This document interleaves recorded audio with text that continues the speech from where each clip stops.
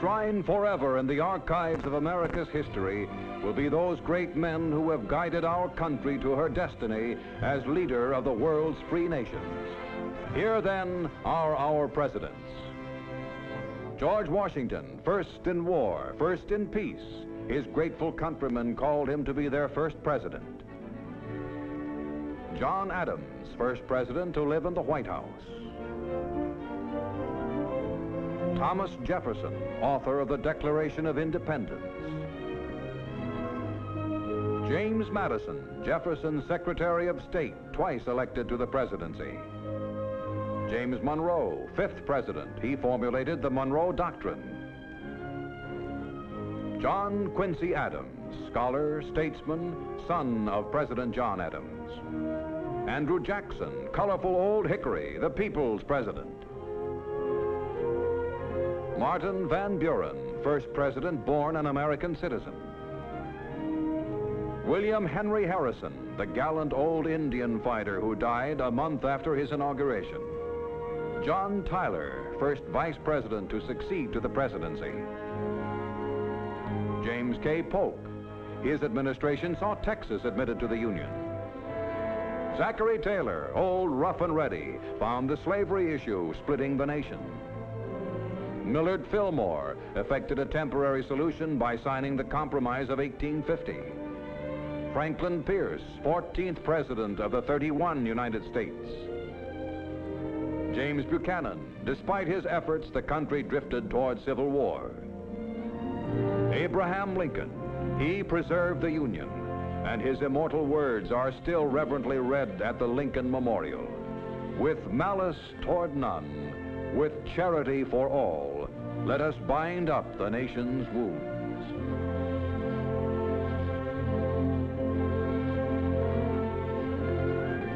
A gentle father, a forgiving victor, a humble leader.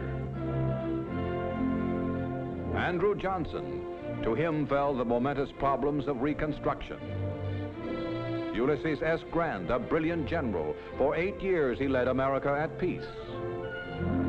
Rutherford B. Hayes, 19th president of a nation now grown to 39 states.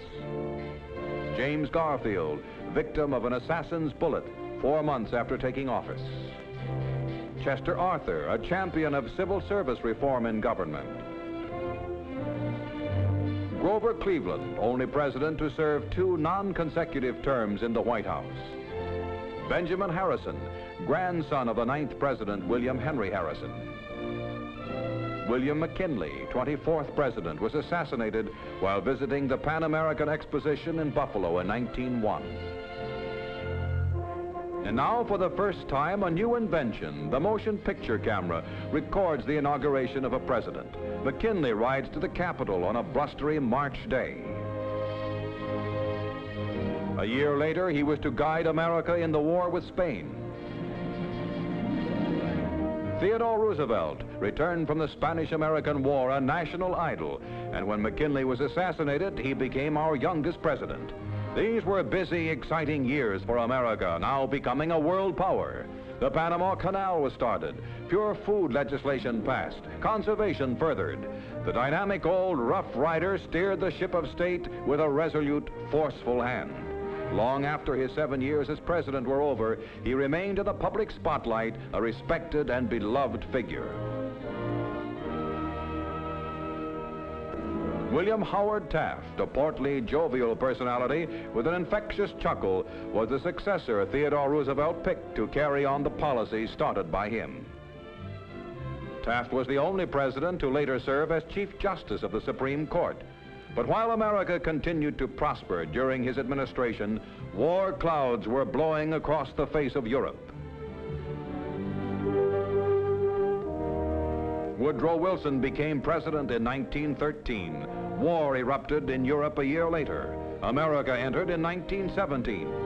When the war was won, Wilson sailed for France to receive there a heartfelt welcome. At the peace conference, he worked tirelessly to weld the covenant of the League of Nations into the Versailles Treaty. The president returned to America and knew acclaim from his own people. Still more honors were heaped upon him. For his labors for peace, he was awarded the Nobel Prize. But his endeavors had taken a severe toll. Although in health, the president continued to toil with his remaining energies for lasting world peace.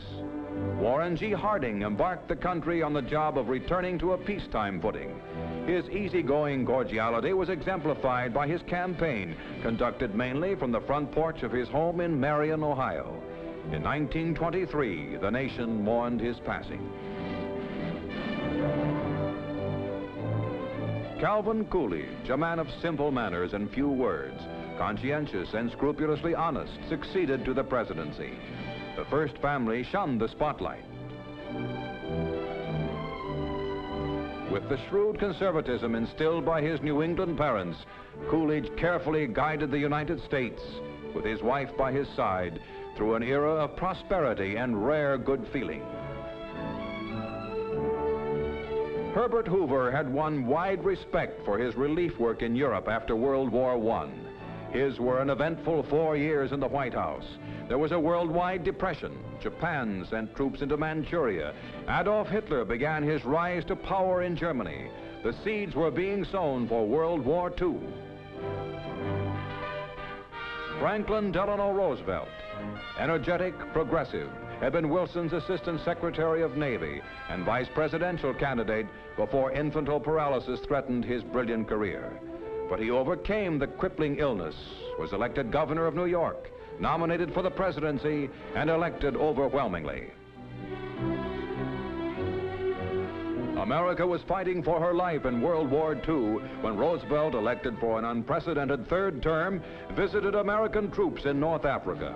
The pendulum of victory already was swinging to the Allies, but the president was not to see Germany and Japan surrender. 3 months after beginning a fourth term, death claimed America's commander-in-chief.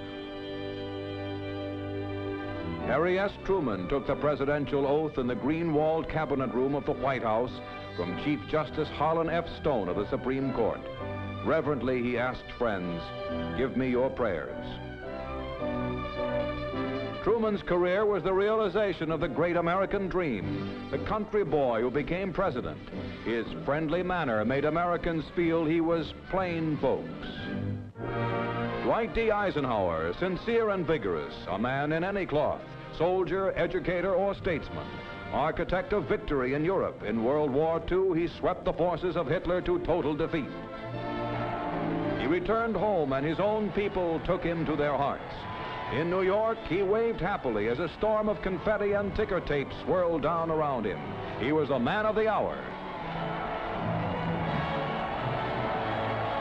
A leader in civilian life, as President of Colombia, Ike championed the cause of freedom.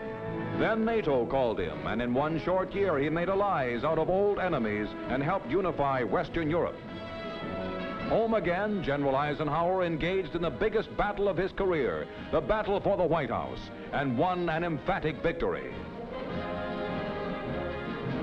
Dwight David Eisenhower, 33rd President. Another chapter, may it be a bright one, in the glorious and continuing story of America's presidents.